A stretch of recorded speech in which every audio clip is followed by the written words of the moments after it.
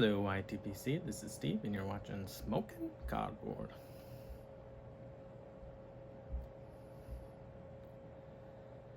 It's not going to be too many more videos until the end of the year. This is smoking my Savinelli with some Wessex Campaign Flake, which is dark Virginia, I guess. Pretty pipe.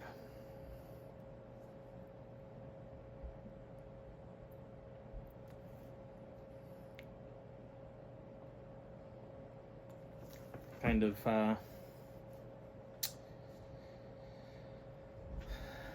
lost a little bit with which blends I'm smoking. I try to have a blend or two that I'm intentionally smoking, getting to know. In this start of this year, I picked 10 blends that I wanted to, some of them try for the first time, others smoke some more, and get at least 10 smokes of that.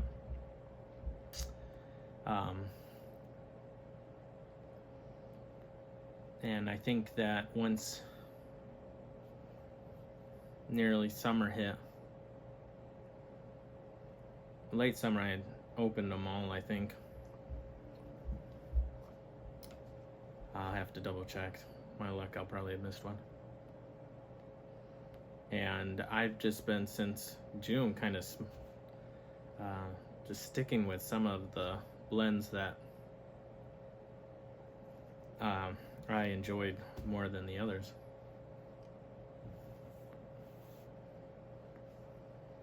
But I feel like I've kind of ran those course, and I kind of want to start another blend.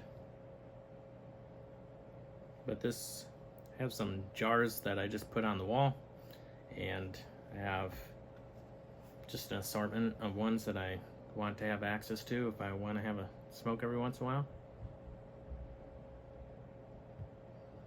And this is one of those blends. So I guess sometimes I put too much pressure on having the most awesome, amazing smoking experience, that I can stress out about what tobacco to smoke. And that's why having just one blend or two blends that I'm just kind of actively smoking helps eliminate that stress. It gives me a little bit of focus. So I'll have to give that a try.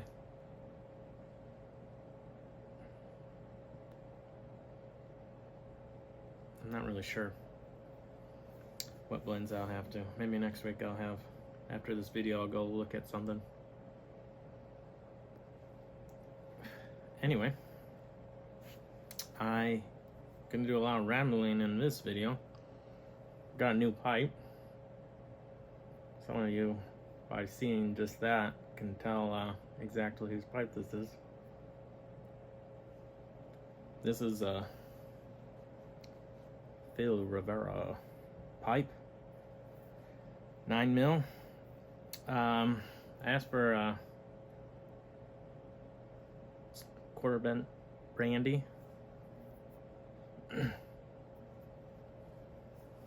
and I smoked this once, and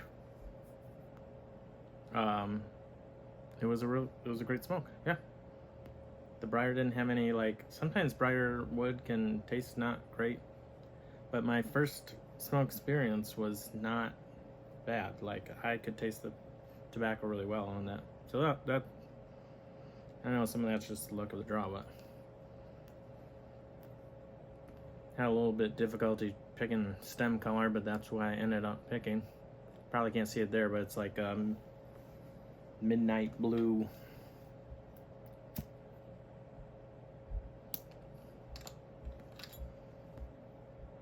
But yeah, bird's eye on both sides. I like that. A little mishmash of colors, but I like the golden, smooth pipes, just like this one. They're a little bit different colors, but. And I like his metalwork. Another thing I like about Phil's pipes are the 9mm part is really well done. The pipe goes together really well. And the filters stay in there really well. They're not too tight or too loose. So getting custom pipes made 9mm is a little bit trickier to find sometimes. So I kind of get why. I mean, those 9mm pipes are kind of a lot extra steps to a process that maybe they have down pat, doing it a different way. But I certainly appreciate making a 9mm because that's the only kind of pipe I can smoke. So.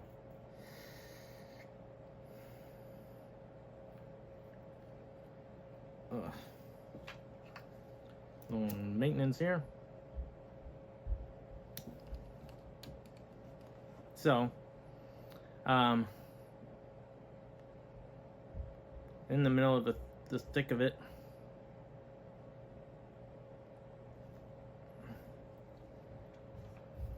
with all the birthdays, got birthday tomorrow, birthday party tomorrow,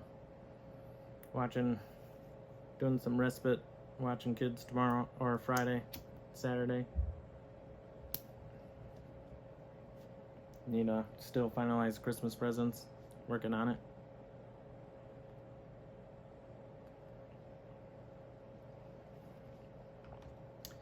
Got some work done this weekend. Kind of finalizing the Murphy bed that I was building. So, barely squeeze in this video.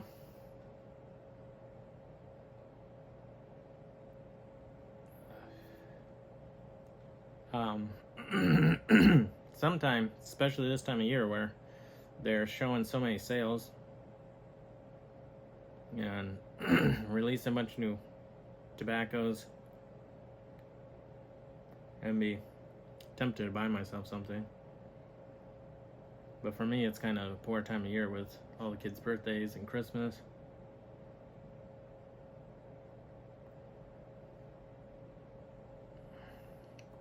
That I have to do a good job of holding off.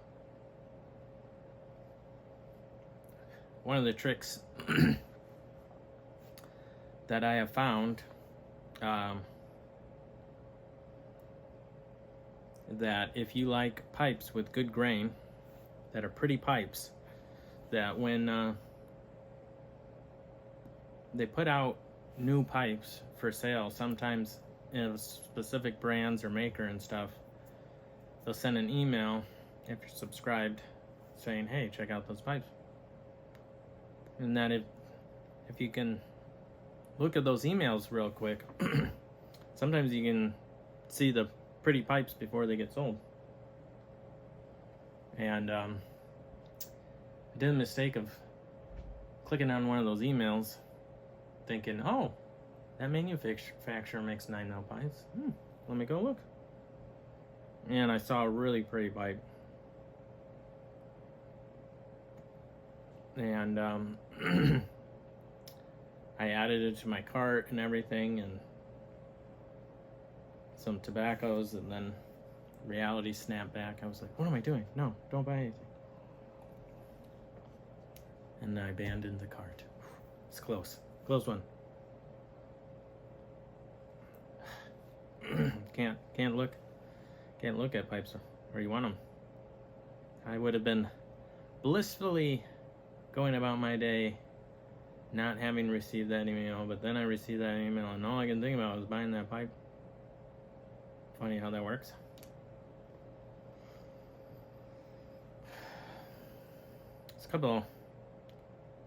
There's a lot of things I wanted to talk about.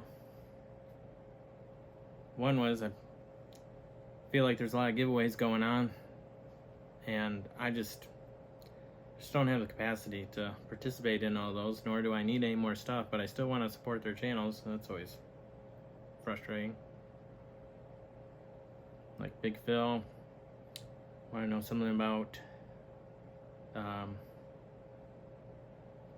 vulnerability or something you do behind that's not, I guess we'd be embarrassed to say or something. I saw the video. I can't have a tough time remembering, and that was tough to think. I think the closest thing that I got to was, oh, and it's not. I mean, everybody else would say, yeah, it's not a big deal, and I would say it's not a big deal because that's why I do it. But sometimes I give away tins of stuff that I don't want instead of selling it.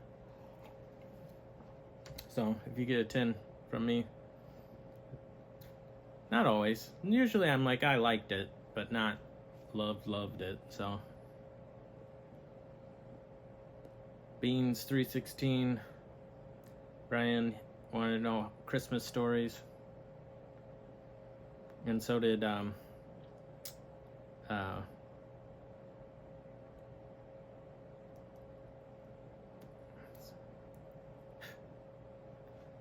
Randy. Man, I was forgetting a name there.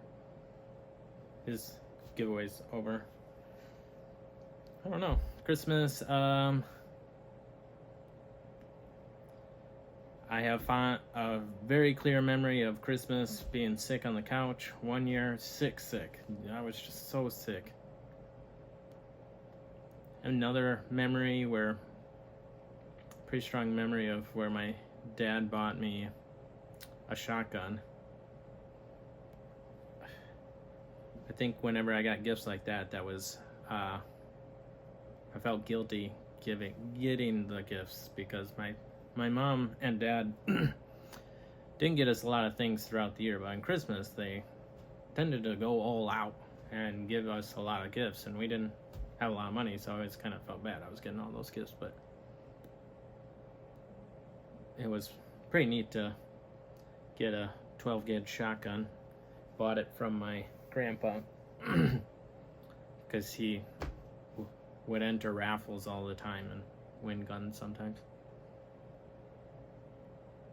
And then yeah, on Christmas we always on my side of the family always do a prime rib for lunch, supper. Now our family doesn't ever celebrate on Christmas, sometime afterwards, and I usually celebrate with my wife's family, Christmas Eve, Christmas, and my wife loves the Christmas Eve where we just kind of snack on a bunch of little things. And they're Norwegian, so you get the lefse and lutefisk. No, I don't think they've ever had lutefisk. But they did introduce me to the pickled herring. That's pretty popular here, and that's pretty good.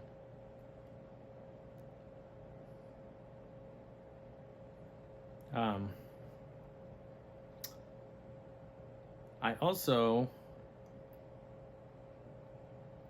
I think I've talked about this a lot, but one of the things is when I got into tobaccos, like Dunhill was going away, McClellan just went away, so it was like feeling of, oh, I need to buy the tobaccos before they're gone. So I had a tendency of buying tobaccos in large quantities before I'd even tried the blend. Now I'd hear good things about it and go, well, it's on sale, I'm just gonna buy 10 tins. Excuse me. Yeah, so then I would try it and realize, oh, I don't like it that much.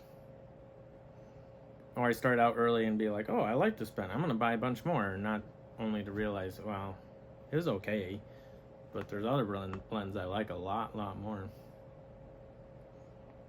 And then I also avoided buying higher, more expensive tobaccos because I was like, well, I don't have to stack up cellar on all those expensive tobaccos. But then one way or another, I try them and I go, oh, these are so good. So then it was like, man, I wish I had just only bought the expensive tobaccos.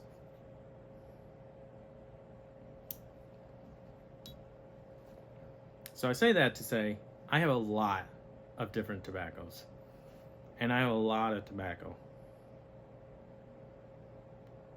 I'm sure I have at least, I think I log everything on the pipetool.com. I think I have at least 90 pounds of tobacco. But I think some of the problem is, and I was kind of talking about this with a friend, that's what sparked the whole idea, was that if you can name like your favorite blends, whatever were your favorites, now that we've been smoking for a while, we could really kind of identify like these great blends. And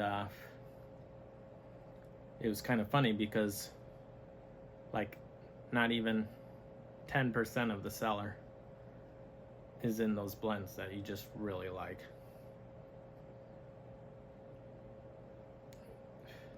%90 of your blends, your cellar is all blends you're okay with, not great.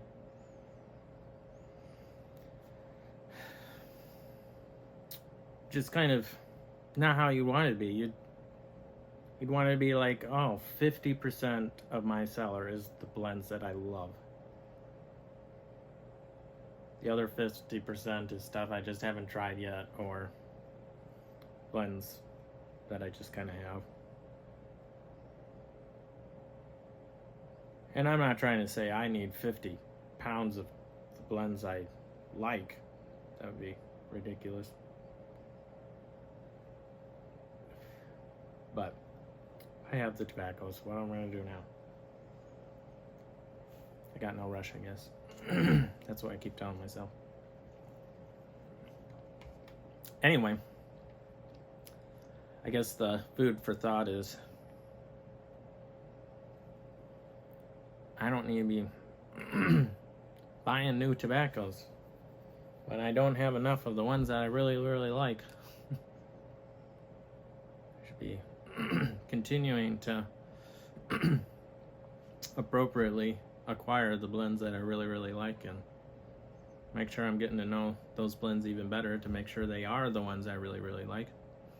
Not just think I really, really like. So we'll see. The other thing was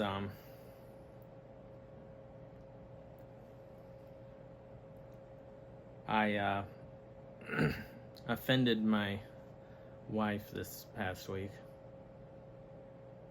It's not that I don't probably offend her every week, but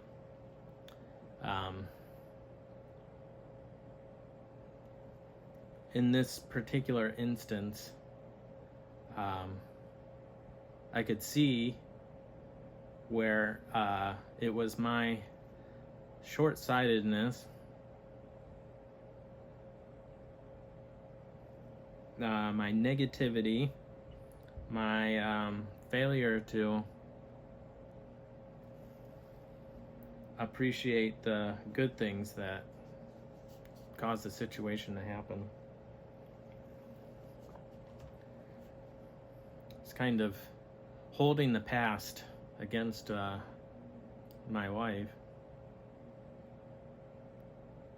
unfairly, and kind of expecting some bad past experiences to happen in the future when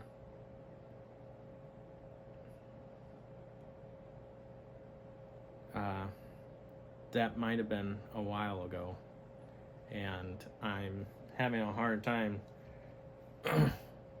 time remembering all the other times when my wife did the opposite.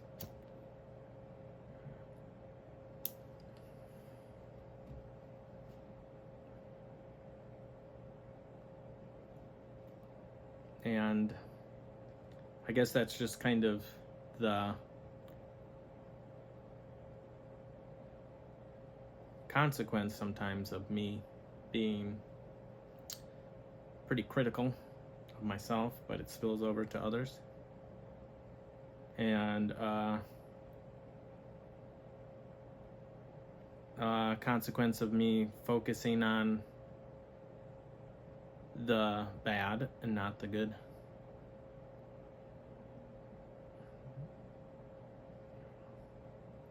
And that I just need to do a better job of encouraging and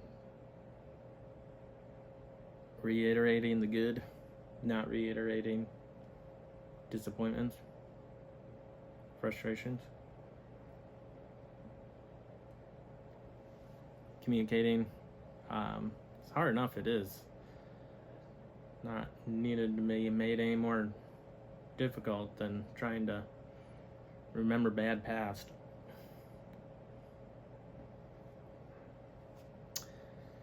Anyway, I'm sure this video is like a million minutes, so thanks for hanging in there if you did. Appreciate all of you, and I hope that you're all having a wonderful December. And we'll see you next week. I hope to, at some point here, it's got to be next week, but man, I'm going to have to prepare, and I'm not good at preparing. Go through kind of a recap of those 10 blends that I have. And then at some point I need to maybe make a list of the great tobaccos that I had this year. I don't know. Those are videos where they get like 4 times as many views as any of my other videos, if not like 6 times as many. So I feel a lot of pressure to, you know, make it better quality than what all the rest of my videos are. Anyway, we'll see what I can do. I'll talk to you later. Bye.